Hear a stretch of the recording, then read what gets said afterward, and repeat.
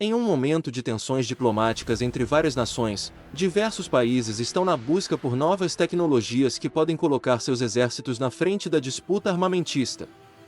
A empresa chamada Terra Group, financiada pela Rússia para pesquisas com medicamentos para aumentar as capacidades de combate de seus soldados, estava em desenvolvimento de uma nova droga, que torna a força, resistência e vitalidade totalmente aprimorados, e que de fato dará a qualquer soldado uma força para combater por dias sem se cansar, ou em caso de ferido se manter em combate sem dor. No momento da descoberta, havia um infiltrado da CIA em meio aos pesquisadores que informou o Pentágono sobre a descoberta, e que de imediato foi mandado o SEAL Team para capturar a fórmula e destruir tudo sobre a pesquisa de forma a ser os únicos a ter a droga. Com isso, operadores PMC do Terra Group os receberão o alerta do setor de inteligência do Kremlin, que por sua vez enviou uma equipe dos Spetsnaz para resgatar uma equipe de PMC que conseguiu fugir, assim fazer a extração das amostras de forma a garantir seus interesses militares.